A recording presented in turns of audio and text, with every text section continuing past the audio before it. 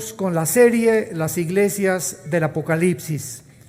Los que traigan su Biblia, por favor, ábranla en el capítulo 2 del libro del Apocalipsis, versículos del 12 al 17, y nuestro tema de hoy será la iglesia de Pérgamo. La iglesia de Pérgamo. La ciudad de Pérgamo estaba situada a 88 kilómetros al norte de la ciudad de Esmirna, que fue la conferencia anterior. Y Pérgamo fue la capital de la Asia Menor por casi 300 años. La palabra Pérgamo significa matrimonio consumado. Es lo que significa en el original griego. Y tenía una biblioteca, esta ciudad, de casi 200,000 volúmenes, y ahí es donde el famoso pergamino, que fue el primer material que se comenzó a usar para imprimir libros, ahí es precisamente en Pérgamo donde comenzó a producirse este artículo como material para la escritura.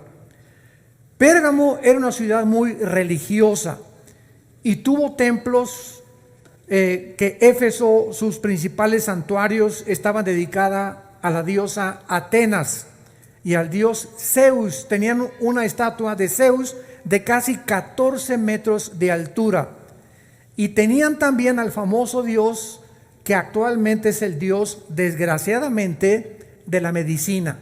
El dios Esculapio, que está representado como el dios de la sanidad con una serpiente. Repito, es el símbolo actual de la medicina.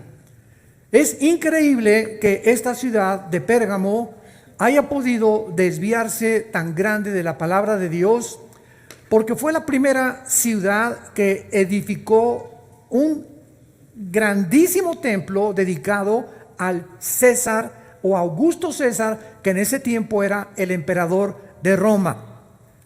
Y comenzaban a ofrecerle al César incienso.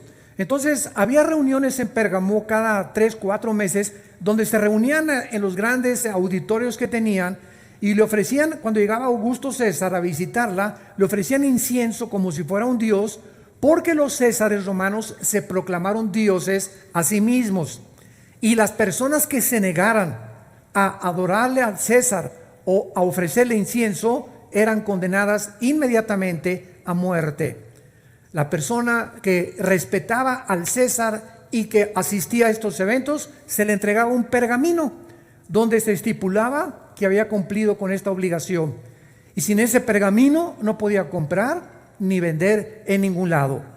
Actualmente la ciudad de Pérgamo se llama Pérgamo Mos y se encuentra a 25 kilómetros del mar Egeo, en la ciudad de Pérgama, que actualmente existe todavía después de 2000 años, donde la iglesia que vamos a tratar fue edificada por los apóstoles de Jesucristo. Démosle pues lectura a Apocalipsis 2, versículo 12 en adelante, para ver qué nos revela el Espíritu Santo acerca de esta iglesia y tratar de correlacionarla con las iglesias del siglo XX, porque toda la escritura es inspirada por Dios, y las cosas que se escribieron para nuestra enseñanza se escribieron para que podamos nosotros entender que el corazón humano no ha cambiado, y que la condición de la iglesia a través de estos 2000 años de historia que llevamos se puede ver reflejada en estas 7 iglesias del mensaje del Apocalipsis. Dice así: escribe al ángel de la iglesia en Pérgamo. Por cierto, Pérgamo es lo que es ahora Turquía, la nación de Turquía. Escribe al ángel de la iglesia en Turquía o en Pérgamo, y el que tiene la espada aguda de 2 filos dice esto: yo conozco tus obras y dónde moras, donde está el trono de Satanás. Pero retienes mi nombre y no has negado mi fe, ni aun en los días en que Antipas, mi testigo fiel, fue muerto entre vosotros, donde mora Satanás. Pero tengo unas pocas cosas contra ti, que tienes ahí a los que retienen la doctrina de Balaam, que enseñaba a Balac a poner tropiezo ante los hijos de Israel, a comer de cosas sacrificadas a los ídolos y a cometer fornicación. Y también tienes a los que retienen la doctrina de los nicolaitas, la cual yo aborrezco. Por tanto, arrepiéntete, pues si no, vendré a ti pronto y pelearé contra ellos con la espada de mi boca. El que tiene oídos, oiga lo que el Espíritu dice a las iglesias.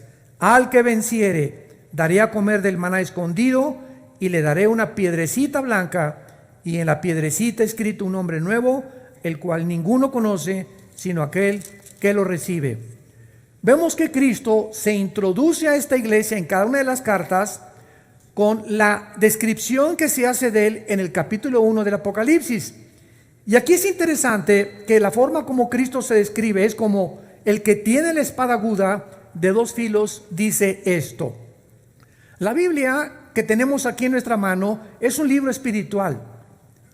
Y las personas que no tienen al Espíritu Santo morando dentro de ellas, cuando vienen a este libro no lo pueden entender. Y esta es la razón por la cual Cristo, cuando vino al mundo, escogió un lenguaje especial que se llamaban las parábolas. Y en el capítulo 13 del Evangelio de Mateo se acercaban los fariseos y las personas que no lo querían seguir, y Cristo les comenzaba a hablar, pues tengo una parábola, o el sembrador salió a sembrar y sembró la semilla, una cayó en buena tierra, otra cayó entre espinas, otra cayó entre otras piedras que le impidieron el crecimiento, etcétera, etcétera. Y entonces la gente oía esto como una historia, como un cuento, sin entender que detrás de las palabras que se tiene de la Biblia hay un significado en el mundo espiritual, no revelado a cualquier persona. Entonces los discípulos se acercaron a Jesús, ahí en Mateo capítulo 13, y le dijeron: Señor, ¿por qué les hablas por parábolas?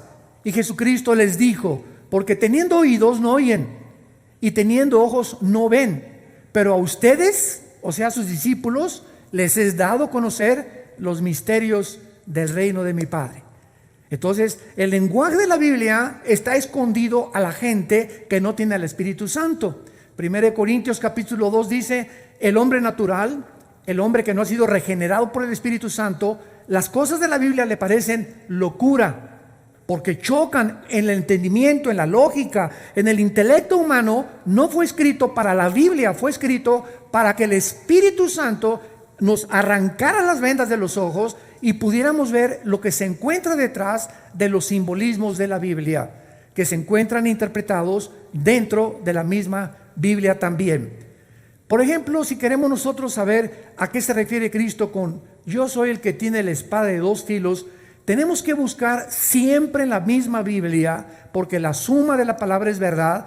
Lo que agarra una concordancia, todo cristiano tiene que tener una concordancia y un diccionario bíblico. Todo estudiante de la Biblia necesita una concordancia y un diccionario bíblico. En la concordancia busca la palabra espada, y entonces ahí te dice todos los versículos de la Biblia donde aparece la palabra espada. La palabra torre, donde aparece la palabra torre. Y cuando encontramos eso y reunimos los versículos donde aparecen repetidas estas palabras, encontramos que las piezas del rompecabezas las tenemos que ir uniendo una con la otra hasta formar un cuadro, donde una vez el cuadro formado podamos trazar una doctrina. Pero cuando no se hace esto es lo que hacen las sectas. ¿Qué es una secta? Es un grupo de personas que toma un versículo y lo saca de la Biblia sin considerar lo que las otras partes de la Biblia dicen al respecto de lo que está leyendo. Entonces inflan este versículo, trazan una doctrina y se convierte en una herejía. Hebreos 4:12.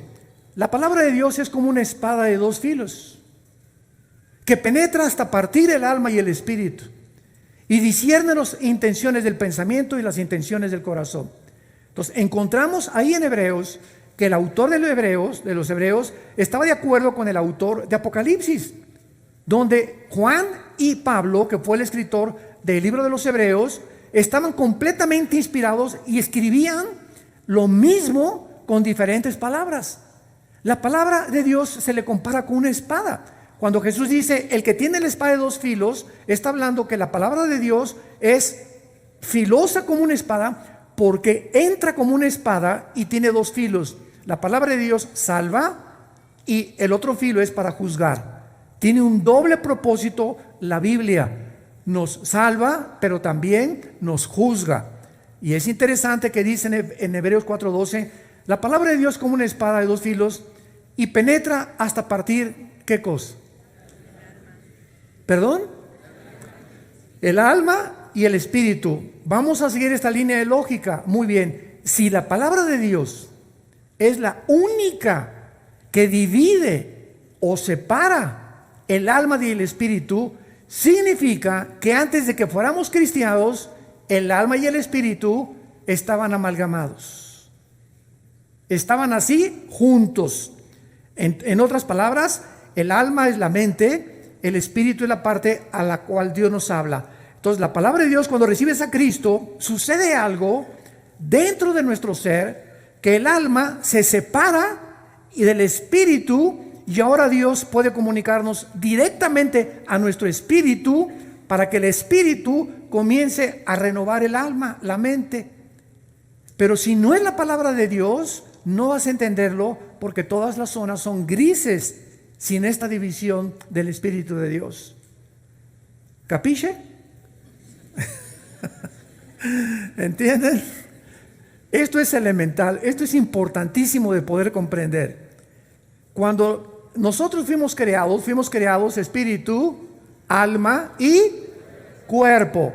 Morimos espiritualmente. En otras palabras, el espíritu se amalgamó con el alma y Dios ya no podía comunicarse contigo ni conmigo desde Adán a nuestros días, porque nacimos todos muertos. La palabra muerto no significa cesación de existir, sino significa separado. Apúntalo. La palabra muerte en la Biblia no significa cesación de existencia, significa simplemente separado. Cuando alguien muere, sucede una separación. Físicamente se separa nuestro cuerpo, nos entierran en la tumba o te creman, y el alma y el espíritu se separan del cuerpo y se van al cielo, y el cuerpo se queda abajo. ¿Qué es la muerte física? La separación del cuerpo, del alma y del espíritu. La muerte espiritual es la separación del espíritu, del alma y del cuerpo. La muerte eterna es la separación eterna del espíritu, del alma y del cuerpo en el infierno. Entonces, cuando nosotros recibimos a Cristo, el espíritu nos vivifica, revive la parte que estaba fundida, nacimos fundidos del foco, y entonces Dios comienza a comunicarse no a tu mente, comienza a comunicarse a nuestro espíritu, porque Él es espíritu. La mente comienza a ser transformada porque estaba envirulada.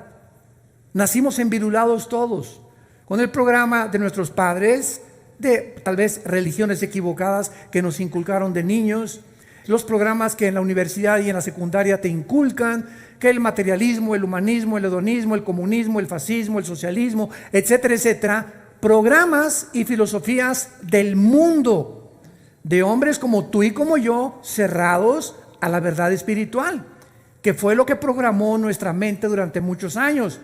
Venimos a Cristo y ahora el Espíritu Santo comienza a comunicarse con nuestro espíritu, y nuestro espíritu comienza a renovar nuestra mente.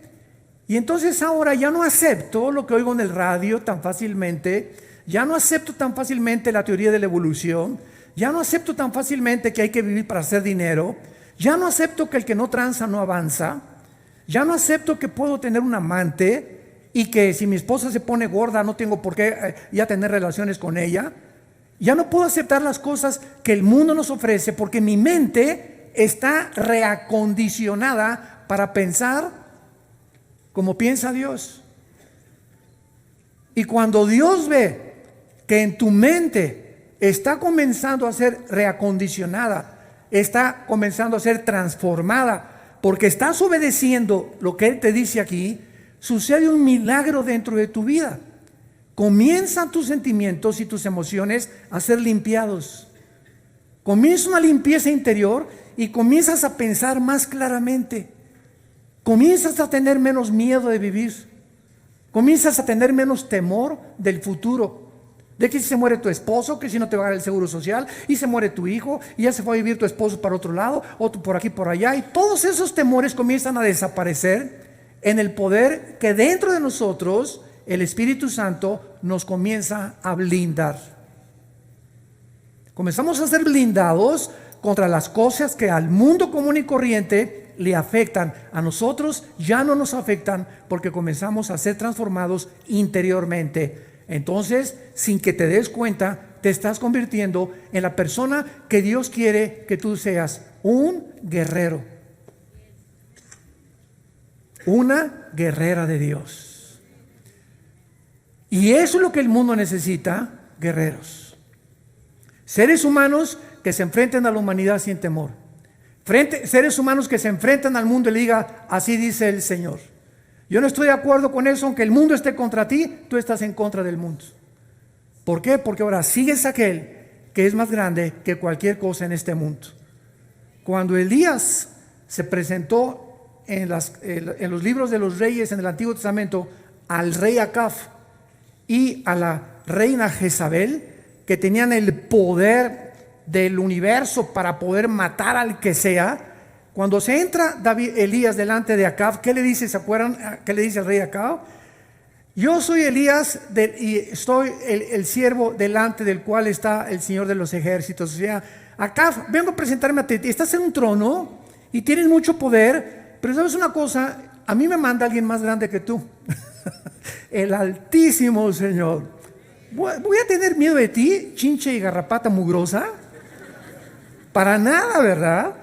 Se pierde el temor de los hombres. Nadie te apantalla, como decimos vulgarmente. Ya no tienes por qué atemorizarte de nadie. Ahí me voy a acercar a esa persona y él tiene... No, nadie tiene el poder contra tu vida ni contra mi vida si no le es dado del cielo.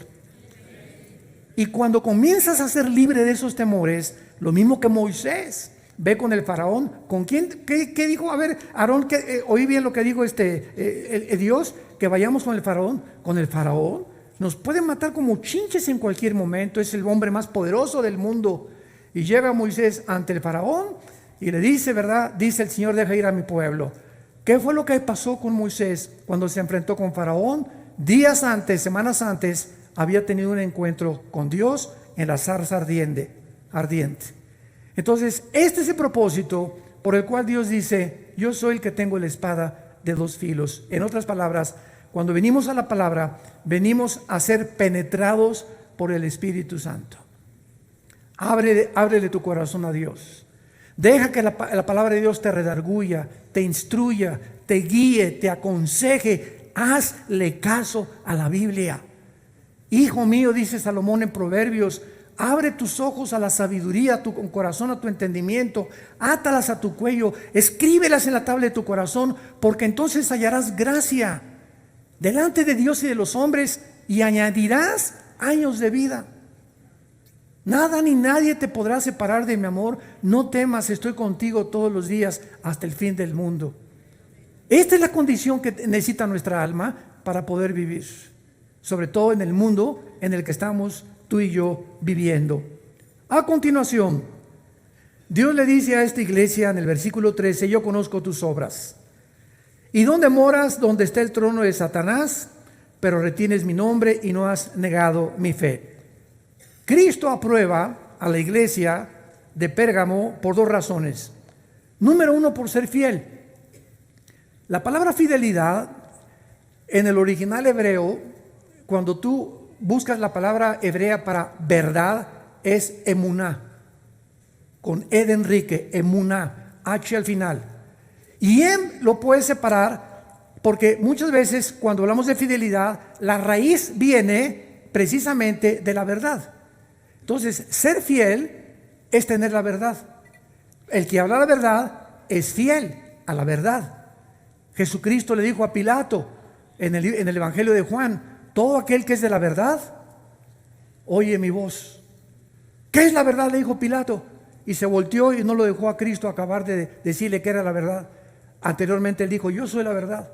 Y así vivimos en el siglo XXI, han pasado 20 siglos y la gente sigue buscando la verdad en las religiones, en las filosofías, en los sistemas de gobierno, y no entienden que la verdad solamente puede venir del cielo. Y la verdad, emuná, en el hebreo, lo quieres apuntar, significa aquello que no está sujeto a ningún cambio. Pregúntale a tu maestro de filosofía. El otro día nuestra hija Salén me decía: papá, estoy estudiando filosofía, una de mis clases, y estamos hablando de la verdad. Y le dije: dile a tu maestro que le das $100 si te define la verdad. Y me dice mi hija: papá, pero tiene 25 años estudiando filosofía, dile que le das $200. Y que te dé una definición de lo que es la verdad. Y entonces me dice: pero ¿cómo es posible que tantas personas durante tanto tiempo, como los filósofos Sócrates, Demóstenes, Platón, etcétera, etcétera, que se dedicaron a buscar la verdad, nunca pudieron encontrar una definición, ni tampoco qué es la verdad?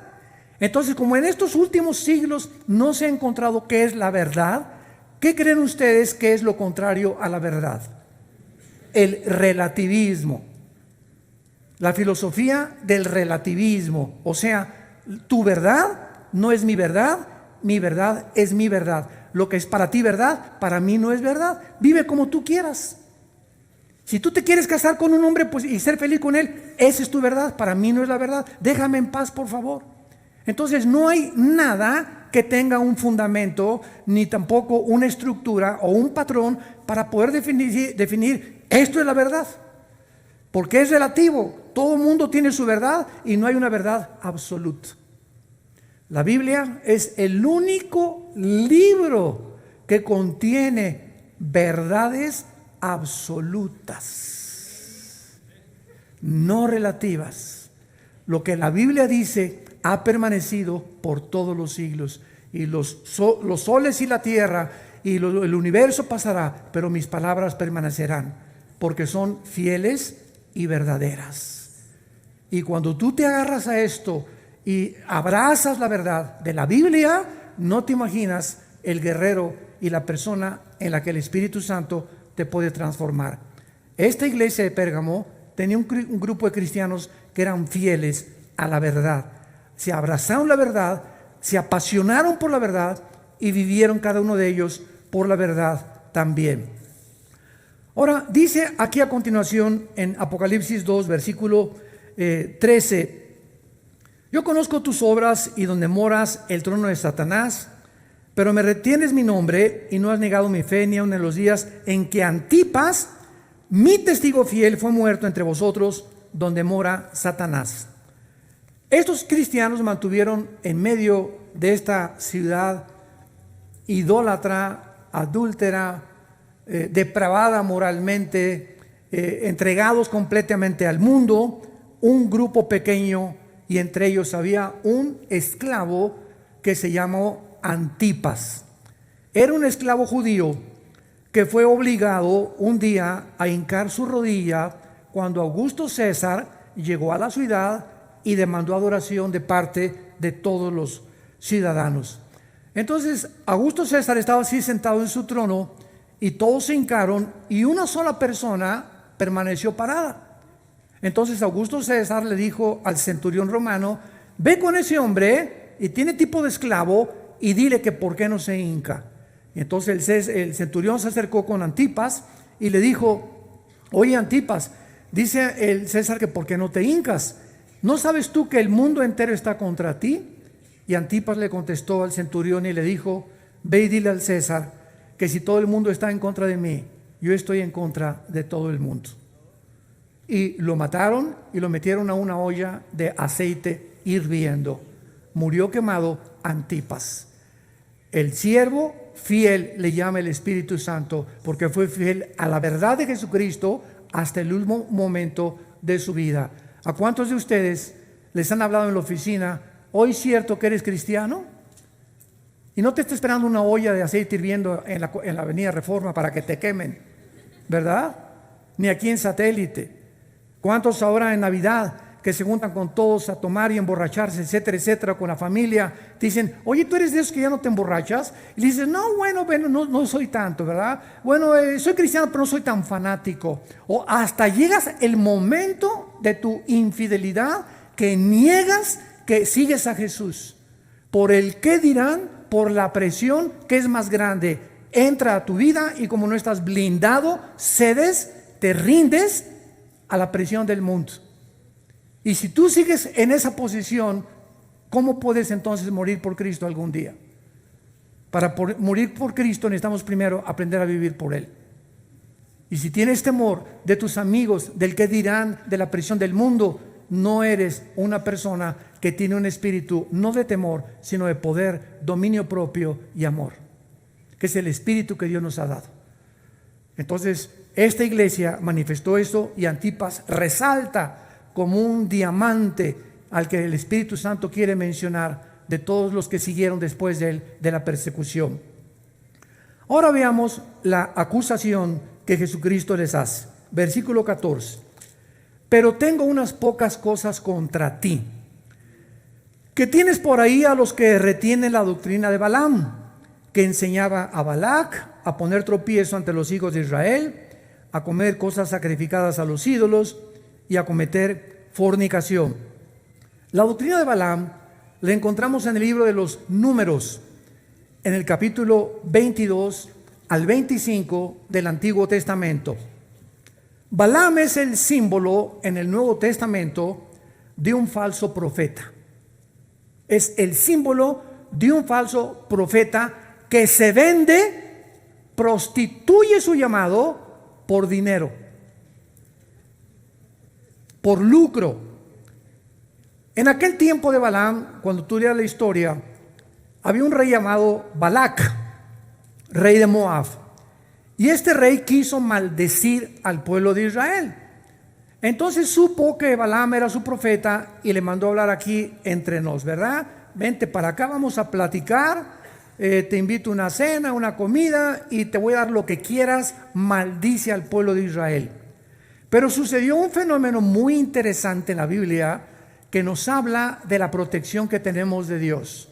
Cuando Balaam quiso maldecir al pueblo de Israel, no pudo, porque descubrió que el pueblo de Israel estaba bajo la cubierta, bajo un escudo de Dios, y que ningún brujo, ninguna bruja nos puede nunca maldecir a nosotros,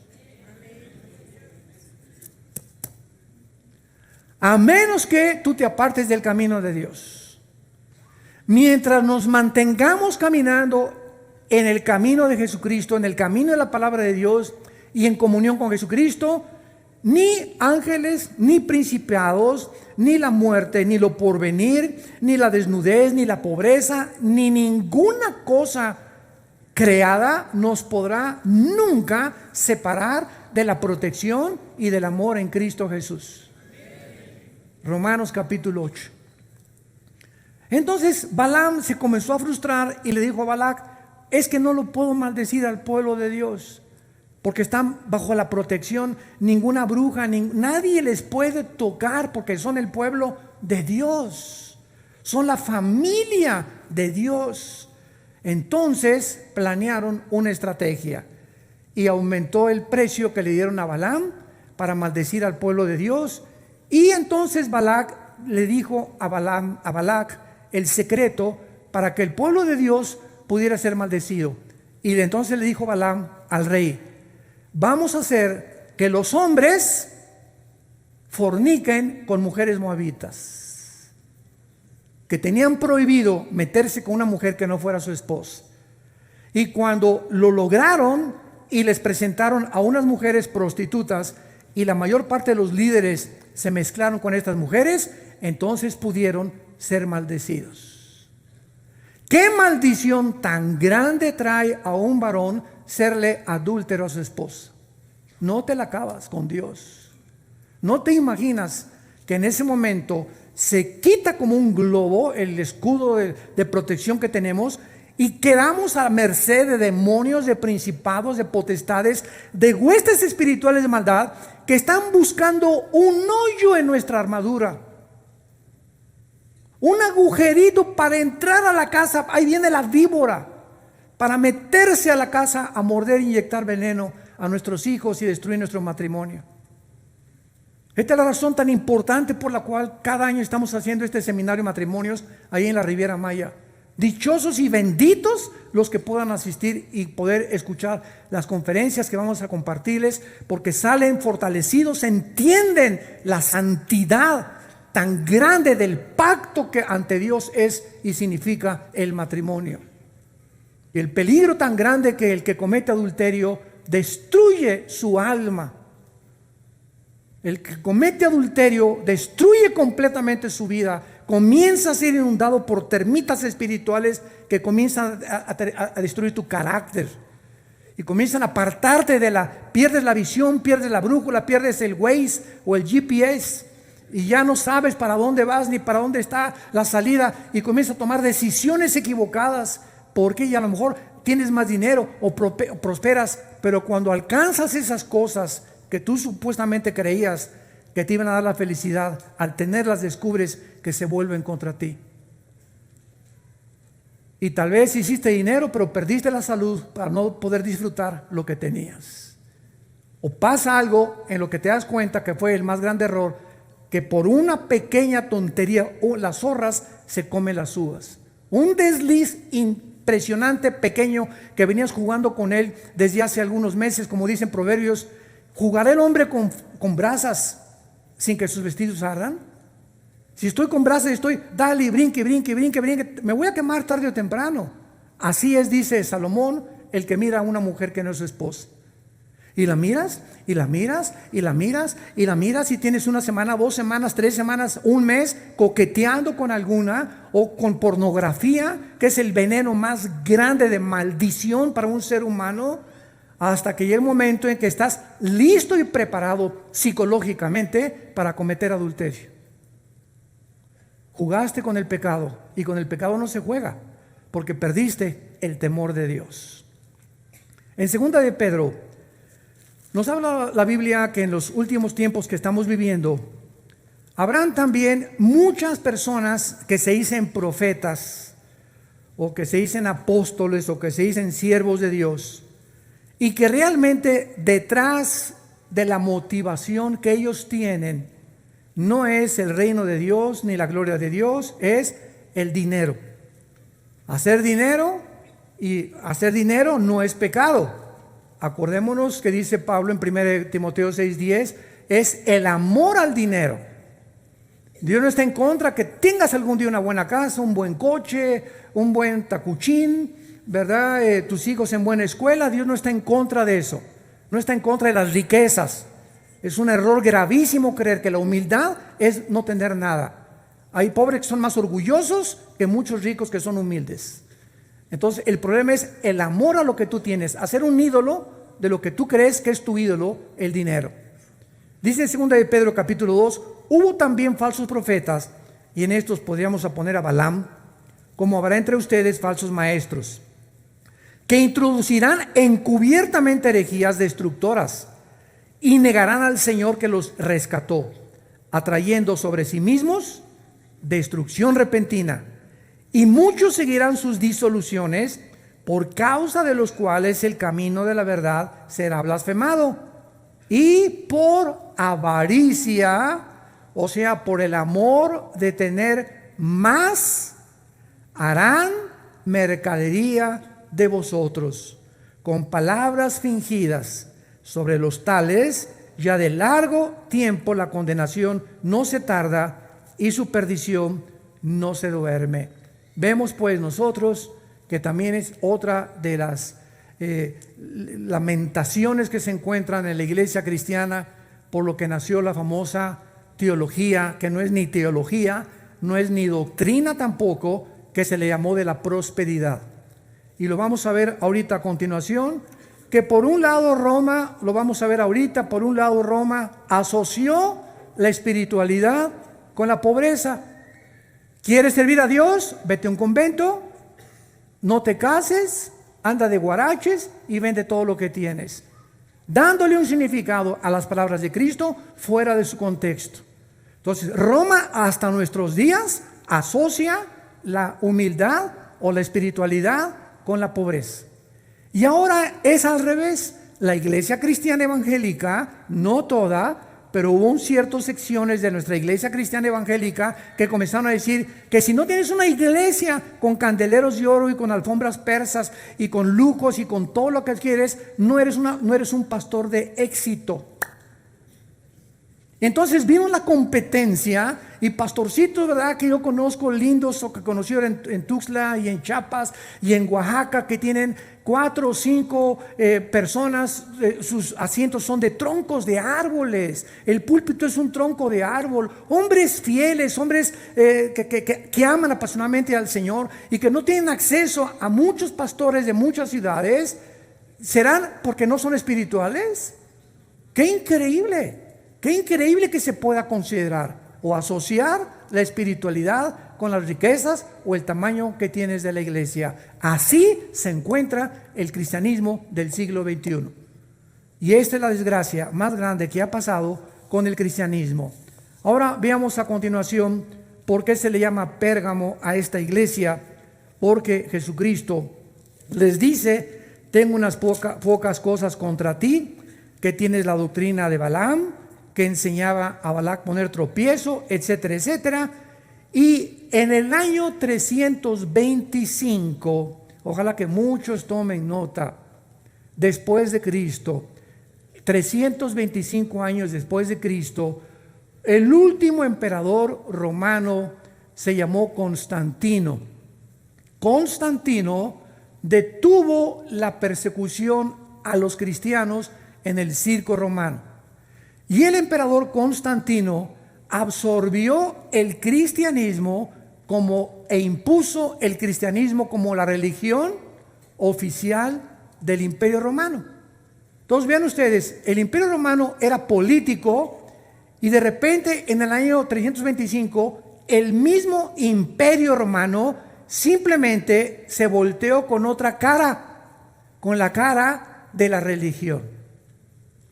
Entonces el emperador Constantino, a los pocos meses que él hizo esto, se cerró la Biblia. Síganme con mucho cuidado. Tenemos que presentar defensa de la esperanza que hay en nosotros, a periodistas, a personas que nos cuestionan, a familiares, a diputados, a deportistas, etcétera, etcétera, de la ignorancia que existe de estas verdades. La Biblia se cerró y se cerró casi 2000 años, hasta el año, apúntalo, 1960 y 61, en el segundo concilio del Vaticano, por un papa que ha sido de los mejores que ha habido en el Vaticano, llamado Juan XXIII. El primer papa que abre la Biblia y comienza a leer muchas cosas de la Biblia.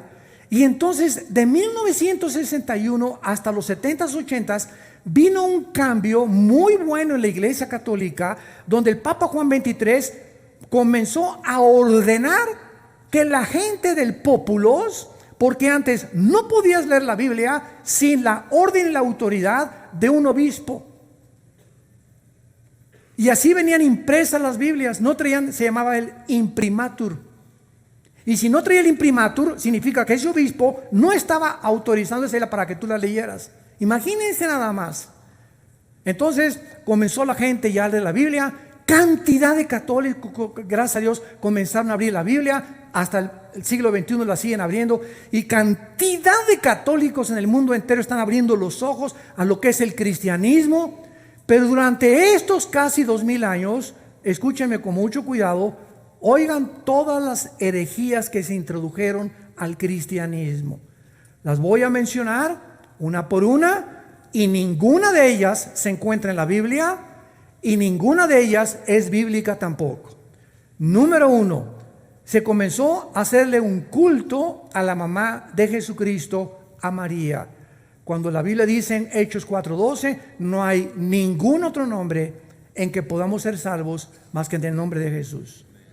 1 Timoteo 2:5, no hay ningún mediador que se ponga entre Dios y nosotros más que Jesucristo. Número 2, se introdujo la doctrina del purgatorio. Dice en Hebreos 9:27, está establecido a los hombres que muramos una sola vez y después el juicio. En la Biblia no encuentras purgatorio ni limbo. ¿Por qué? Porque comenzaron a enseñar que si alguien moría en pecados, ¿Quién no va a morir en pecado?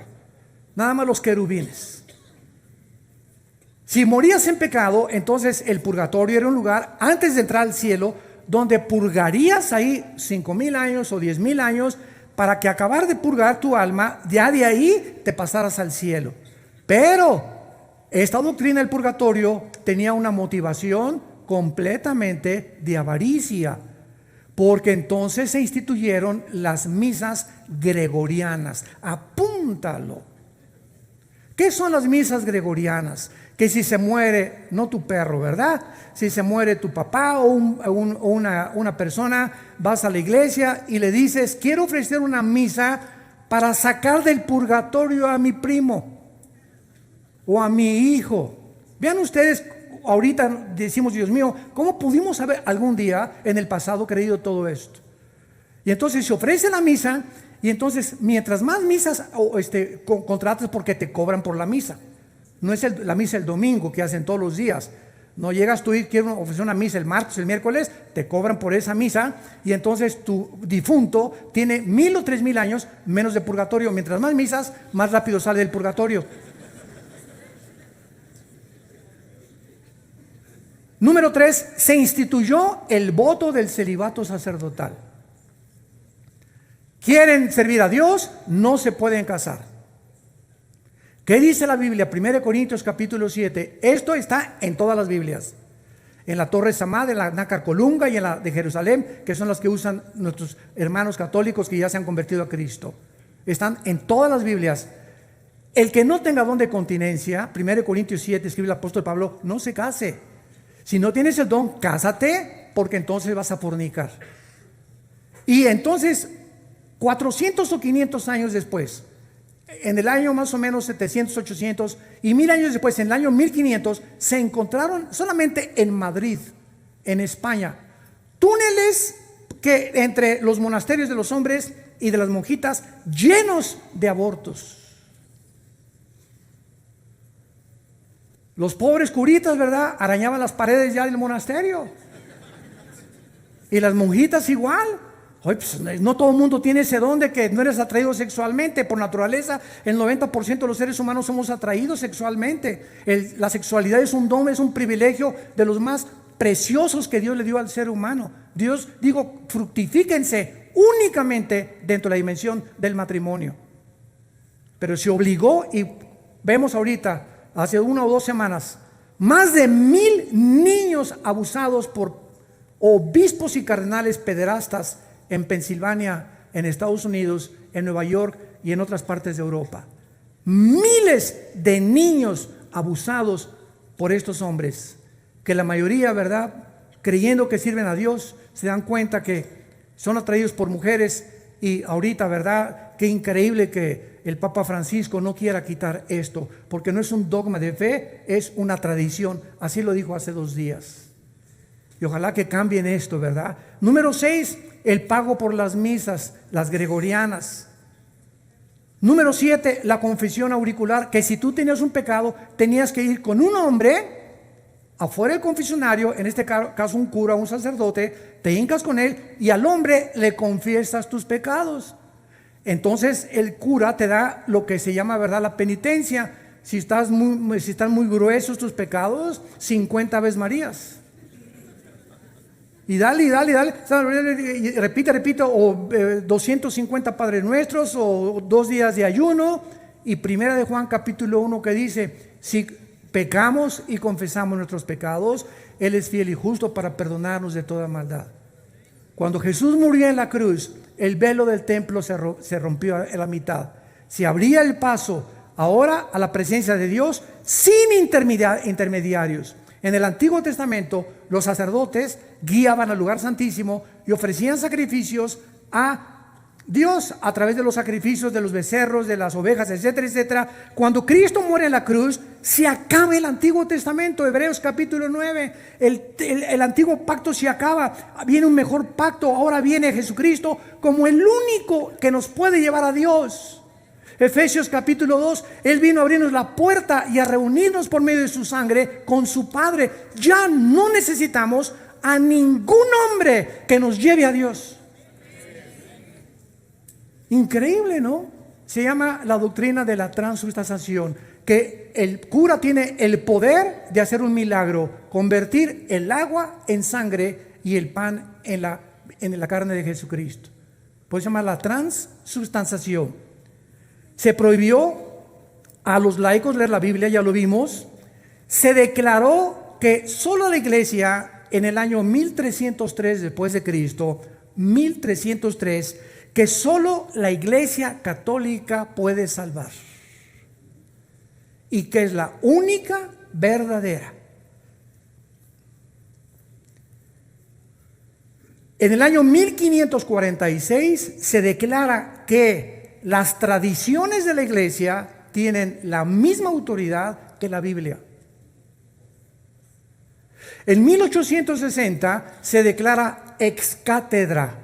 ¿Qué significa esto? Que el que no lo crea es condenado al infierno. Es un dogma de fe. Se declara en 1860 que el Papa, cuando habla como la autoridad final y que él no se puede equivocar. En otras palabras, en el siglo XX, todo lo que tantos papas han dicho, ¿verdad? El que sigue dice otra cosa que contradice al que está anterior, el otro quiere cambiar las cosas, entonces nos damos cuenta. Se llama la infalibilidad papal. La doctrina que el Papa es infalible, que él no puede mentir en ninguna cosa que acaba de decir.